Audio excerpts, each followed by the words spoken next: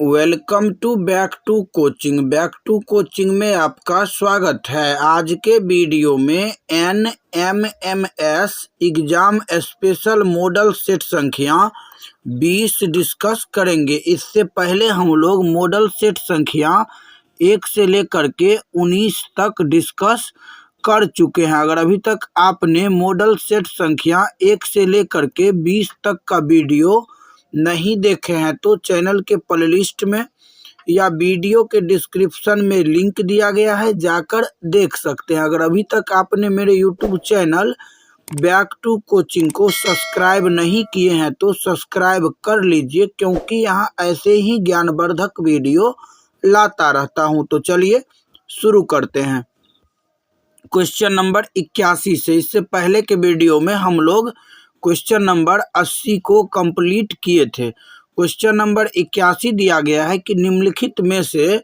दक्षिण एशिया का सबसे बड़ा मरुस्थल है अटाकामा या फिर कोलोरेडो, कालाहारी, थार। इसका जो सही आंसर होगा वो हो जाएगा विकल्प चौथा, थार। याद रखिएगा, दक्षिण एशिया का सबसे बड़ा मरुस्थल थार है। अगला क्वेश्चन दिया गया है, कौन से दो ग्रह सहोदर भाई के नाम से जाने जाते हैं?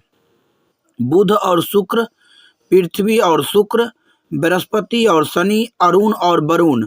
इसका जो सही आंसर होगा क्वेश्चन नंबर 82 का वो हो जाएगा विकल्प चौथा, अरुण और वरुण। अरुण और वरुण को सहोदर भाई के नाम से जाना जाता है। अगला क्वेश्चन दिया गया है क्वेश्चन नंबर 83, पर्वतीय अवरोध के फलस्वरूप होने वाली वर्षा को कहते हैं पर्वतकृत वर्षा, संवहनीय वर्षा, वाष्पीकृत वर्षा या घाटी वर्षा। इसका जो सही आंसर होगा वो हो जाएगा विकल्प पहला, पर्वतकृत वर्षा। पर्वतीय अवरोध के फलस्वरूप होने वाली वर्षा को पर्वतकृत वर्षा कहते हैं। पृथ्वी के धरातल का अकस्मात कांपना कहलाता है कंपन, प्रलय, भूकंप या फिर ज्वार भाटा। इसका जो सही आंसर होगा वो हो जाएगा विकल्प तीसरा, भूकंप। पृथ्वी के धरातल का अकस्मात कांपना भूकंप कहलाता है। क्या कहलाता है? भूकंप। अगला क्वेश्चन दिया गया है क्वेश्चन नंबर 85, वर्ष के सबसे गर्म और सबसे ठंडे महीने के ताप का अंतर क्या कहलाता है? तापांतर, वार्षिक ताप परिसर या शीतोष्ण या फिर विषम ताप। तो इसका जो सही आंसर होगा क्वेश्चन नंबर 85 का वो हो जाएगा विकल्प दूसरा, वार्षिक ताप परिसर। वार्षिक ताप परिसर। सुनामी किस भाषा का शब्द है? जर्मन, पुर्तगाली, जापानी, चीनी। इसका जो सही आंसर होगा वो हो जाएगा विकल्प तीसरा, जापानी। सुनामी जो है वो जापानी भाषा का शब्द है। अगला क्वेश्चन दिया गया है क्वेश्चन नंबर 87, भूगर्भ के पिघले पदार्थों के भीतर या बाहर ठंडे होकर जमने से बनी संसार की सबसे प्राचीन सेल है। भूगर्भ के पिघले पदार्थों के भीतर या बाहर ठंडे होकर जमने से बनी संसार की सबसे प्राचीन सेल है आगन्य सेल, रूपांतरित सेल, उपरोक्त दोनों या इनमें से कोई नहीं। इसका जो सही आंसर होगा वो हो जाएगा विकल्प पहला, आगन्य सेल। याद रखिएगा, भूगर्भ के पिघली पदार्थों के भीतर या बाहर ठंडे होकर जमने से बनी संसार के सबसे प्राचीन सेल कौन सा है?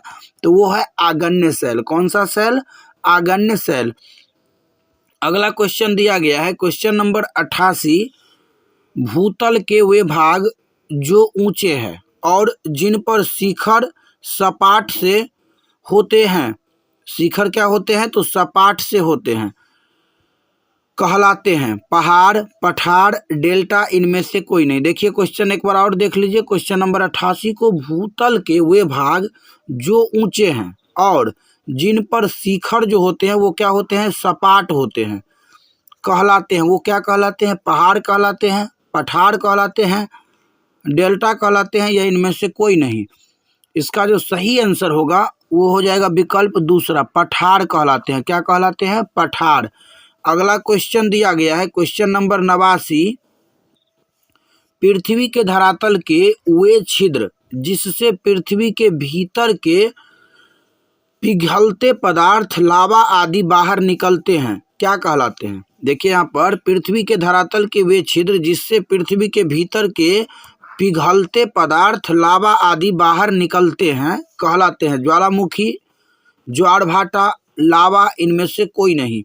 तो क्वेश्चन नंबर 89 का जो सही आंसर होगा वो हो जाएगा विकल्प पहला, ज्वालामुखी। याद रखिएगा, पृथ्वी के धरातल के वे छिद्र जिससे पृथ्वी के भीतर के पिघलते पदार्थ, लावा आदि बाहर निकलते हैं, उसको हम लोग क्या बोलते हैं? ज्वालामुखी।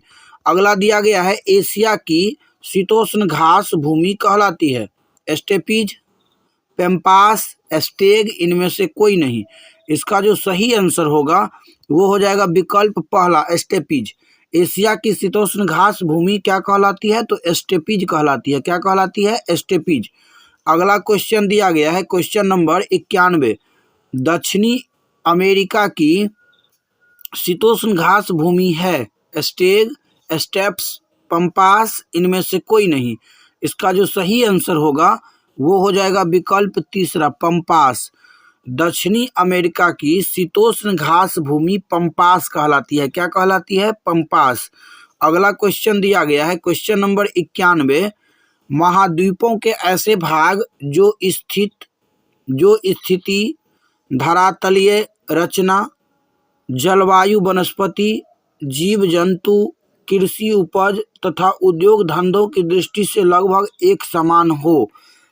महाद्वीपों के ऐसे भाग जो स्थिति, धरातलीय रचना, ज्वालामुखी, वनस्पति, जीव जंतु, कृषि उपज तथा उद्योग धंधों की दृष्टि से लगभग समान है, एक समान है, उसको कौन सा प्रदेश बोलेंगे?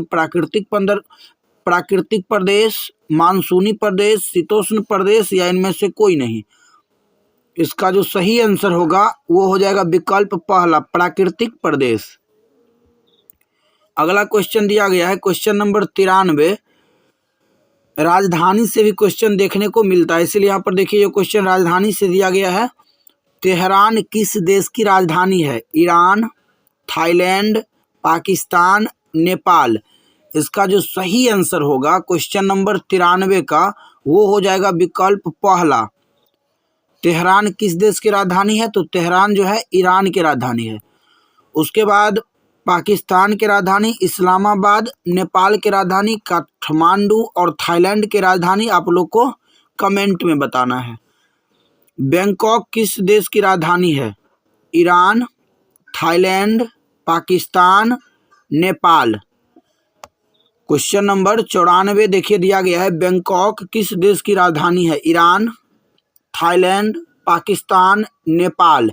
तो इसका जो सही आंसर होगा वो हो जाएगा बी, यानी कि थाईलैंड। थाईलैंड की राजधानी, बैंकॉक किस देश की राजधानी है? तो थाईलैंड की राजधानी बैंकॉक, ईरान की राजधानी तेहरान, पाकिस्तान की राजधानी इस्लामाबाद और नेपाल की राजधानी काठमांडू। अगला क्वेश्चन दिया गया है क्वेश्चन नंबर 95, इस्लामाबाद किस देश की राजधानी है? Iran, Thailand, Pakistan, Nepal. इसका जो सही आंसर होगा वो हो जाएगा विकल्प तीसरा। अभी ही बताए हैं कि पाकिस्तान की राजधानी इस्लामाबाद। अगला क्वेश्चन दिया गया है क्वेश्चन नंबर 96, काठमांडू निम्नलिखित में से किस देश की राजधानी है? Iran, Thailand, Pakistan, Nepal. इसका जो सही आंसर होगा वो हो जाएगा विकल्प चौथा, नेपाल। नेपाल की राजधानी काठमांडू है। अगला क्वेश्चन दिया गया है कि जापान की राजधानी निम्नलिखित में से कौन सी है? जापान की राजधानी के बारे में पूछा जा रहा है। मॉस्को, तेहरान, टोक्यो, इनमें से कोई नहीं। इसका जो सही आंसर होगा वो हो जाएगा विकल्प तीसरा, टोक्यो। जापान की राजधानी टोक्यो। अगला दिया गया है, नाथुला दर्रा भारत को इसके किस पड़ोसी देश से जोड़ता है? नाथुला दर्रा के बारे में पूछा जा रहा है कि नाथुला दर्रा भारत को इसके किस पड़ोसी देश से जोड़ता है? चीन, नेपाल, भूटान, बांग्लादेश।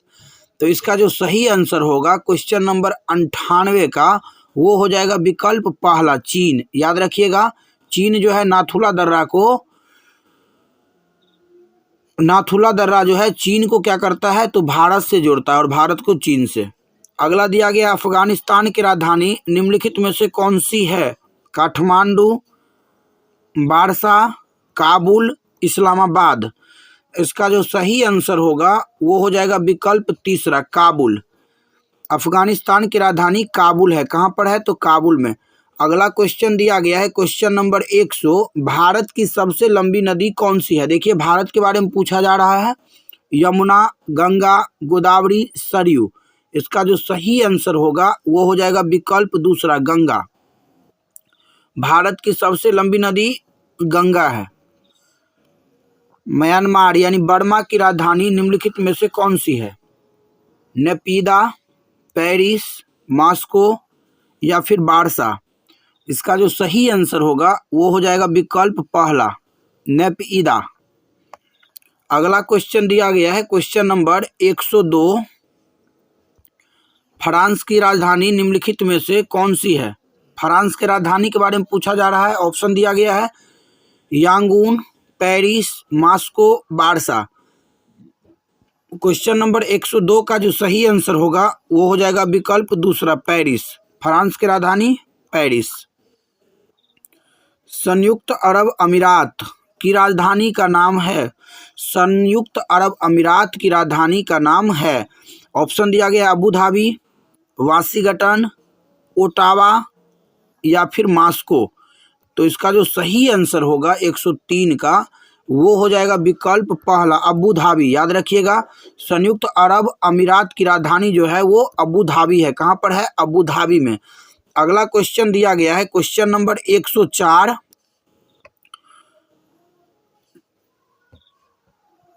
क्वेश्चन नंबर 104 दिया गया है यहाँ पर कि संयुक्त राज्य अमेरिका की राजधानी का नाम निम्नलिखित में से है? Cairo, Washington DC, Ottawa, Moscow. इसका जो सही आंसर होगा वो हो जाएगा विकल्प दूसरा, वाशिंगटन डीसी। निम्नलिखित में से कौन से देश एक प्रायद्वीप है? नेपाल, बांग्लादेश, भारत, पाकिस्तान। तो इसका जो सही आंसर होगा वो हो जाएगा विकल्प तीसरा। क्या होगा? विकल्प तीसरा, भारत एक प्रायद्वीप है। क्या है?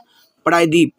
अगला क्वेश्चन दिया गया है 106, निम्नलिखित में से चीन की राजधानी है? बीजिंग, शंघाई, हुनान, ओटावा। इसका जो सही आंसर होगा वो हो जाएगा विकल्प पहला, बीजिंग। चीन की राजधानी कहाँ है? बीजिंग में। अगला क्वेश्चन दिया गया है क्वेश्चन नंबर 107, देखिए बहुत अच्छा क्वेश्चन है। निम्नलिखित में से श्रीलंका की राजधानी है? Shanghai, Shri जयवर्धनपुरे Kotte, Moscow, Ottawa. तो इसका जो सही आंसर होगा वो हो जाएगा विकल्प दूसरा। देखिए यहाँ पर श्रीलंका की राजधानी श्री जयवर्धनपुरा कोट्टे या जयवर्धनपुरे कोट्टे, जो लिखा रहेगा वो सही होगा। निम्नलिखित में से भूटान की राजधानी है? थिम्पू, गंगटोक, लहासा, काठमांडू। इसका जो सही आंसर होगा वो हो जाएगा विकल्प पहला, थिम्पू। थिम्पू जो है वो भूटान की राजधानी है। भूटान की राजधानी थिम्पू। अब आप लोग को बताना है कि गंगटोक भारत के किस राज्य की राजधानी है।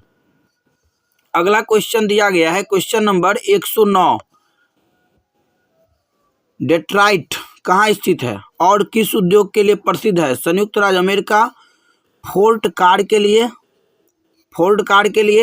भारत में जलपोत के लिए, ब्रिटेन में ऊनी वस्त्रों के लिए या फिर रूस में लोहा इस्पात के लिए। तो क्वेश्चन नंबर 109 का जो सही आंसर होगा वो हो जाएगा विकल्प पहला, डेट्रॉइट जो है वो संयुक्त राज्य अमेरिका में स्थित है और ये जो है फोर्ड कार के लिए प्रसिद्ध है। अगला क्वेश्चन दिया गया है क्वेश्चन नंबर 110, विशाखापत्तनम किस देश का शहर है और किस उद्योग के लिए प्रसिद्ध है? भारत का शहर है, जलपोत निर्माण के लिए प्रसिद्ध है। भारत का शहर है, सूती वस्त्र के लिए प्रसिद्ध है। भारत का शहर है, तांबे के लिए प्रसिद्ध है। या फिर ब्रिटेन का शहर है, जलपोत निर्माण के लिए प्रसिद्ध है। तो इसका जो सही आंसर होगा 110 का वो हो जाएगा विकल्प पहला, भारत का शहर है और जलपोत निर्माण के लिए प्रसिद्ध है। याद रखिएगा, विशाखापत्तनम जो है वो भारत का शहर है, जलपोत के निर्माण के लिए प्रसिद्ध है। अगला क्वेश्चन दिया गया है क्वेश्चन नंबर 111। 111 नंबर यहाँ पर दिया गया है, लीड्स कहाँ स्थित है और निम्नलिखित में से किस बात के लिए प्रसिद्ध है? भारत में जलपोत के निर्माण के लिए, ब्रिटेन में ऊनी वस्त्रों के लिए, भारत में सूती वस्त्रों के लिए, संयुक्त राज्य अमेरिका में फोर्ट कार के लिए। तो इसका जो सही आंसर होगा वो हो जाएगा विकल्प दूसरा, ब्रिटेन में ऊनी वस्त्र के लिए लीड्स प्रसिद्ध है। लीड्स कहाँ है? तो ब्रिटेन में। और किस लिए प्रसिद्ध है? ऊनी वस्त्रों के लिए। अगला क्वेश्चन दिया गया है क्वेश्चन नंबर 112, अहमदाबाद कहाँ स्थित है तथा किस उद्योग के लिए प्रसिद्ध है? भारत में सूती वस्त्रों के लिए, भारत में जलपोत निर्माण के लिए, ब्रिटेन में ऊनी वस्त्रों के लिए, जापान में रेशमी वस्त्रों के लिए। तो इसका जो सही आंसर होगा वो हो जाएगा विकल्प पहला, भारत में सूती वस्त्रों के लिए। अहमदाबाद किस राज्य में स्थित है अगर ये पूछा जाए तो अहमदाबाद गुजरात में स्थित है। कहाँ स्थित है? गुजरात में।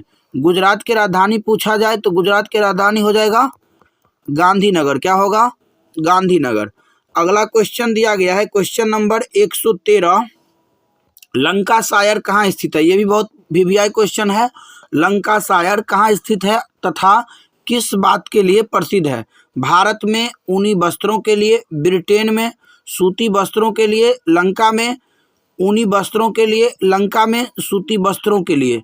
इसका जो सही आंसर होगा वो हो जाएगा विकल्प दूसरा, ब्रिटेन में सूती वस्त्रों के लिए। देखिए यहाँ पर लंकाशायर एक ब्रिटेन का शहर है। कहाँ का? ब्रिटेन का। और ये जो है सूती वस्त्रों के लिए प्रसिद्ध है। अगला क्वेश्चन दिया गया है क्वेश्चन नंबर 114,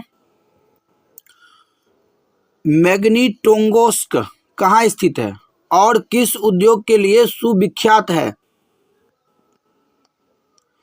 क्वेश्चन नंबर 114 दिया गया है, मैग्नीटोगोरस्क